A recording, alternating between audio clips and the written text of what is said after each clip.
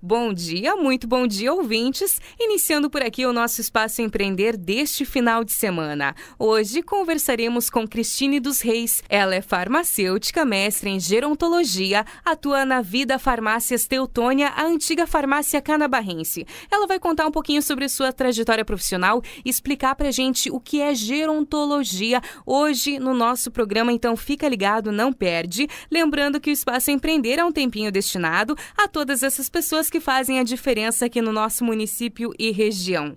Bom dia, Cristine, tudo bem? Bom dia, tudo bem, Magda? E um bom dia também a todos os ouvintes da Rádio Tirol. É um prazer estar aqui, muito obrigada pelo convite. E realmente já fazem 14 anos que eu estou formada em farmácia. E então, desde lá, eu já saí da faculdade e já fiz um pós em gestão empresarial. E saí trabalhando na indústria farmacêutica, no caso, na indústria cosmética. E permaneci lá já era estagiária antes, permaneci lá eu fiquei 2 anos no total trabalhando nessa empresa. E depois eu resolvi isso em Porto Alegre, eu me formei na Pontifícia Universidade Católica do Rio Grande do Sul, a PUC. E depois disso, então, eu não quis mais morar em Porto Alegre e vim para o interior.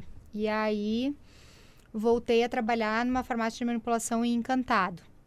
Trabalhei lá por um período e depois passei a trabalhar com os meus pais. Os meus pais tinham farmácia e agora, hoje, já não tem mais porque venderam.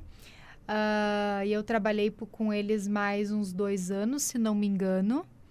E após isso, eu vim a Teutônia.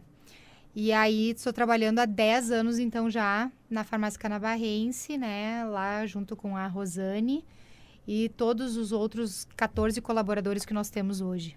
Bacana. Cristine, para eu voltar um pouquinho na tua história, conta pra gente de onde tu é natural.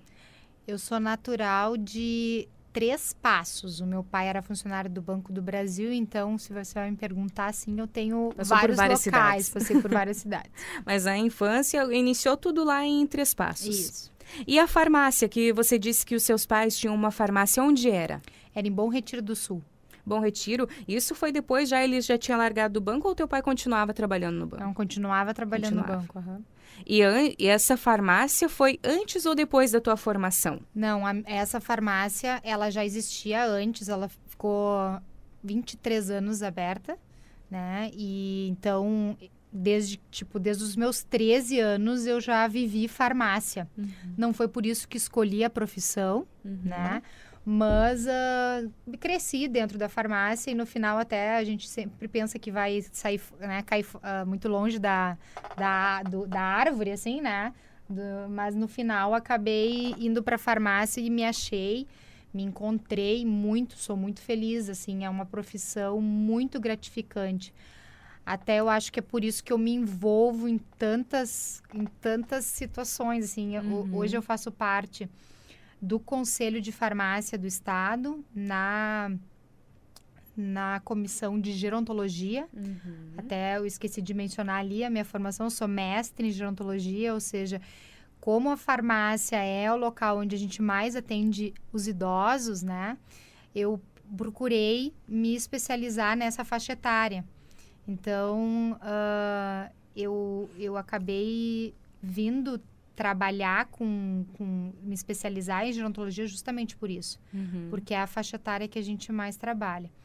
Então, retomando o que nós estávamos falando, aí eu me perdi, não sei onde que nós estávamos falando.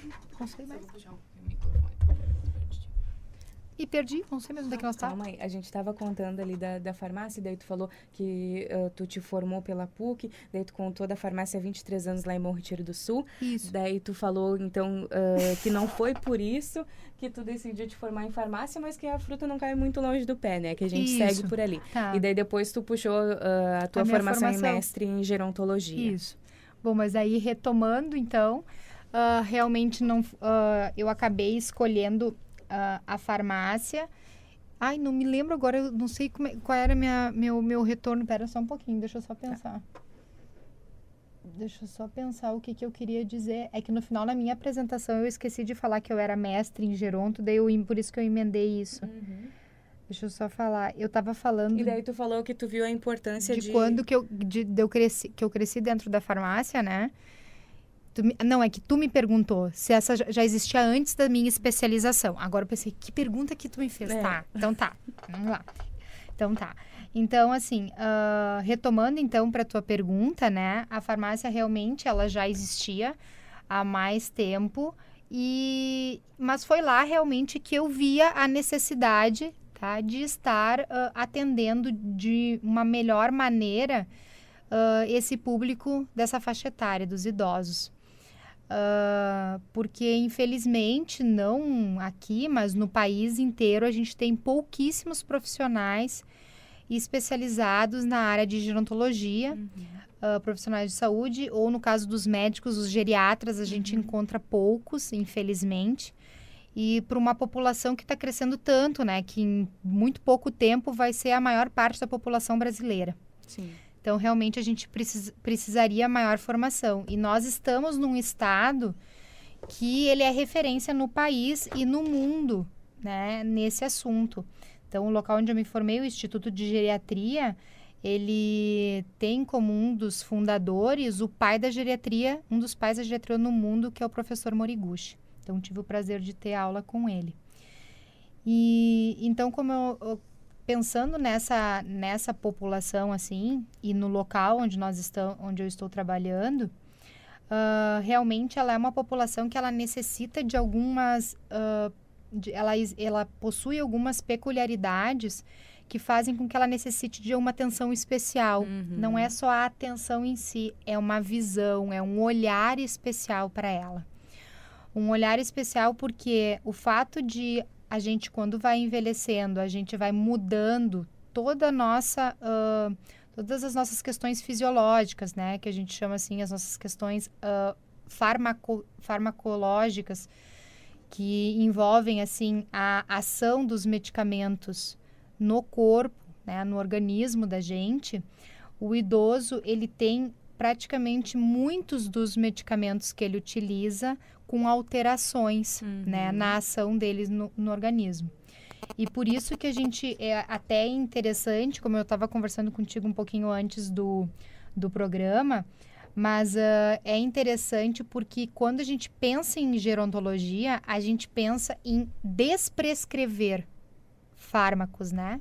Então, por que isso? Porque ela é uma população que a gente fala na comunidade acadêmica, né, e não só na acadêmica, que antes de qualquer prescrição de um novo fármaco para uma nova patologia, ou digamos assim, para aquilo que se acredite ser uma nova patologia, teria que se pensar se essa patologia ou esse sintoma que o paciente está relatando não é uma reação adversa a um fármaco, porque isso é muito comum. As interações medicamentosas nessa população são muito comuns. As reações, isso tudo devido a fenômenos que, por exemplo, a polifarmácia, que é o uso de 5 ou mais fármacos, a automedicação, que não é algo dessa população, a população em geral se automedica, certo? E o uso de prescrições anteriores, o atendimento a mais de um profissional de saúde. Então, assim, eles acabam necessitando de mais de uma especialidade médica, né? E, infelizmente, o nosso sistema de saúde... Eu não estou falando de SUS, o sistema de saúde no geral, ele não tem... O ótimo seria se todo mundo tivesse acesso às informações de saúde. E quando eu digo assim, para que a gente soubesse que o paciente já foi em tal médico e o médico prescreveu esse medicamento. Foi no outro e o médico prescreveu isso. Que os médicos e os outros profissionais de saúde tivessem as informações todas para que a gente conseguisse casar e a pessoa fosse beneficiada nesse sentido e daqui a pouco também conseguir ser informada se precisa ou não continuar com medicamentos que ele tomava antes de estar sendo atendido por esse profissional. Que isso acontece muito no balcão da farmácia, a gente vê. Às vezes o paciente vem com uma prescrição de um especialista e ele não sabe se os outros medicamentos que ele está tomando, se ele continua ou não. Na maioria das vezes ele nem pergunta, ele simplesmente continua.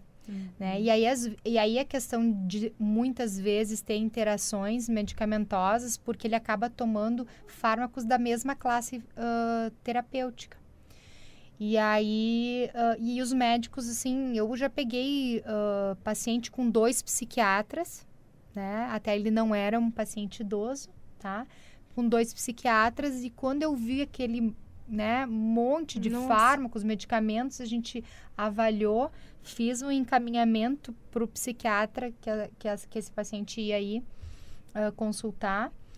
E aí, né, o psiquiatra nem sabia dos outros medicamentos. E essa pessoa também não sabia que não podia tomar junto. Então, é importante essa avaliação, né, lá no balcão. E a gente tem uma política de empresa, e eu digo que eu sou privilegiada pelo local onde eu trabalho, por causa da proprietária, a Rosane, né? Porque ela também tem essa visão de que antes da venda de qualquer produto, né, a gente tem que prezar pela saúde desse paciente, mesmo que isso signifique uma não entrega, né, uma não venda efetiva do medicamento, porque na realidade a gente pode não estar vendendo, mas a gente está preocupado com a qualidade de vida dele, que é mais importante do que qualquer outra coisa.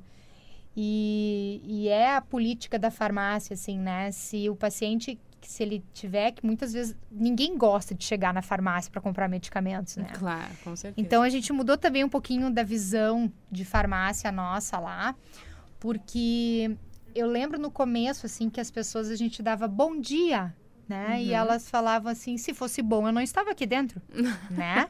Pois é. E aí, a gente foi, não, mas... você pode vir aqui comprar presente, né? Claro. Comprar cosméticos para que se cuide, né? E tudo. E a gente passou a prezar por isso mesmo, né? Que as pessoas venham para lá para trocar experiências conosco também por experiências positivas, né? Que elas estejam vivendo na vida delas. Então, eu acho isso sempre muito interessante, é muito gratificante. A gente agora com um serviço... bem inovador, ainda está no piloto de atendimento farmacêutico, onde a gente faz um acompanhamento. O atendimento farmacêutico ele já existe, né, no balcão, mas a gente faz um acompanhamento, né, desse paciente inicialmente por 3 meses, mas agora já tem uns que a gente já passou dos 3 meses, está acompanhando. Eles quiseram permanecer no programa, o que muito, né, nos fez feliz, assim. E, inclusive, com encaminhamentos para médicos, né, desses pacientes que nos retornaram nos parabenizando pelo que a gente estava fazendo, né? Porque em outros países isso já é bem consolidado, a questão da farmácia ser um elo de ligação entre o paciente e outros profissionais de saúde. Então, a gente acredita muito nisso. E no momento que eu consigo cuidar de uma pessoa, a farmácia acaba sendo o local onde ela vem mais vezes. Porque no médico, às vezes, ela vai de 3 em 3 meses, um idoso, daqui a pouco de 6 em 6 meses. Na farmácia, com certeza, ela vai, às vezes, um idoso pelo menos uma vez por mês. Claro. Mas às vezes 2. Né? A gente tem aí estatísticas que falam que pelo menos 2 vezes por mês ele vem. Então, a gente consegue ter uma leitura, né, uma visão maior desse paciente. E por que não nós não estarmos, então, trabalhando em conjunto com os outros profissionais? E a gente vem nisso, construindo isso já fazem anos, assim, muitos anos, que a gente vem com essa ideia, e eu posso dizer até de que ano, de 2012 para cá, já fazem muitos anos que a gente vem construindo essa ideia. E há alguns anos aí eu realmente não consigo saber exatamente o ano, a gente vem começando a trabalhar realmente em conjunto com os outros profissionais. Daí eu não digo somente os médicos, mas também a gente fez, por exemplo, agora, fez uma semana da saúde em abril. Então a gente montou essa semana, onde a gente foi ao encontro, então, da população pediátrica e da população idosa, porque são as 2 populações que mais necessitam de um certo acompanhamento especial, certo? Montamos 3 equipes de saúde. Essas equipes, elas tinham o dentista, o farmacêutico, o nutricionista, o fisioterapeuta e o educador físico. E aí a gente foi, então, em 3 grupos de idosos e em 3 escolas, né? Para dar cada um falar um pouco das informações que tinha, né, sobre a sua profissão naquela determinada faixa etária. Claro que na escola foi algo bem mais lúdico, né, que a gente usou e tudo. E foi bem interessante. Então, a gente já vem com essa questão social muito inerente na farmácia. Isso já está, já de mais anos, isso bastante inerente. E eu acho que é o que importa, né, Magda? Acho que se a gente trabalha por um bem comum, né, acaba sendo mais gratificante do que qualquer outra coisa. Com certeza. E aí as coisas vêm ao natural, né? Você não precisa fazer muita coisa, elas acabam vindo ao natural. Cristine, para eu te perguntar, uma pergunta que entra nesse assunto de medicações, né? Desse uso de medicações em conjunto, eu posso dizer assim, medicações em conjunto, pega a receita de um profissional, pega a receita de outro profissional. Vamos falar um pouquinho para os nossos ouvintes, que eu tenho certeza que muita gente já fez, o uso da automedicação, de você não consultar nenhum profissional, só chegar lá e pedir o remedinho e tomar. Fala pra gente os perigos de fazer isso. Muitas vezes as pessoas estão tomando alguns medicamentos que ela não sabe que não pode misturar com outros e chega lá e não passa esse conhecimento para a pessoa que está vendendo até a medicação para você de que você já está usando outros medicamentos, né? Conta pra gente um pouquinho dos perigos e riscos da automedicação. Isso, na realidade, vem sendo também uma preocupação nossa, da empresa em si. Porque é outra coisa que os colaboradores, todos eles trabalham em conjunto com isso. Porque realmente a automedicação, ela tem muitos riscos. Riscos, inclusive, de intoxicação que levam à morte. Os medicamentos no país e no Rio Grande do Sul são a segunda causa de morte. Então, e muitas vezes a gente fica se perguntando se não seria maior, porque muitas vezes não se sabe se uma chegada no hospital não foi por um medicamento que o próprio paciente nem imagina que tenha sido ele que tenha causado. Por que isso? Porque a gente às vezes não se dá conta, porque antigripais, por exemplo, não existe nenhum que seja seguro totalmente para uma pessoa hipertensa. Olha aí, muitas vezes a pessoa não tem essa informação. E aí o que acontece? O mercado farmacêutico, ele tem tendências de mercado, né? E a gente já tem, então, por exemplo, os medicamentos isentos de prescrição, né? Que são esses que a pessoa pode comprar sem o médico ter dado uma receita. Eles já estiveram dentro do balcão e agora podem estar novamente fora do balcão. E claro que a gente tem uma cultura de se automedicar, então a gente nem precisa pedir pro balconista. Se ele estiver fora do balcão, automaticamente você pega. Sim. E aí a nossa empresa, ela tem uma preocupação em relação a isso. Então, na medida do possível, quando a pessoa vem e ela pega um medicamento, a gente já conversa com ela e fala, olha, se o paciente que for tomar for hipertenso, nesse exemplo que eu estou dando, cuidado, ele pode ter problemas, né? Então, assim, as pessoas realmente, elas não se dão conta do perigo que é isso. Eu estava conversando contigo antes, num exemplo simples que a gente usa, que é assim, existe um medicamento para hipertensão chamado captopril. Sim. Ele, às vezes, né, não todas as vezes, às vezes ele causa uma tosse. E essa tosse é bem seca. Daí ele chega lá na farmácia e ele diz, eu tô precisando de um xarope para tosse. E aí, né, vão perguntar que tipo de tosse, etc. E aí dá um medicamento, então, para tosse seca. Esse medicamento para tosse seca, na sua maioria, ele causa constipação. Assim como a tosse, constipação, você normalmente não procura o médico. O que você faz? Você vai lá na farmácia e diz, olha, não estou indo aos pés, etc. E aí ele lhe dá um medicamento para constipação. E aí esse medicamento causa dor abdominal. Para dor abdominal, infelizmente, também as pessoas, muitas vezes, não vão ao médico. E ele vai lá e aí recebe uma escopolamina, por exemplo. que daí pode causar um distúrbio cognitivo. Daí, quando ele está com um distúrbio cognitivo, ele pode ser que ele procure o médico. Então, infelizmente, e aí a nossa preocupação dentro da farmácia é de a gente ter histórico de uso de medicamento de pacientes. Sim. Então, não só dos medicamentos, a gente tem esse histórico justamente para que a gente consiga visualizar que o paciente, opa, mas o senhor já toma esse medicamento, o senhor teria que ter um certo cuidado se vai tomar esse. Então, a gente tem essa questão de que se a pessoa se automedicar, ela necessita que o farmacêutico, esteja construindo com ela essa possibilidade dessa tomada de medicamento. E aí, da necessidade de ter um treinamento muito bom dos colaboradores em relação a isso. E de que a população... E é muito interessante porque ela agradece quando você dá uma orientação no balcão, porque ela diz, eu não sabia disso, eu nem imaginava. E às vezes, e a preocupação nossa também, às vezes ele está comprando para ele não tem hipertensão, mas ele mora daqui a pouco com alguém que tem.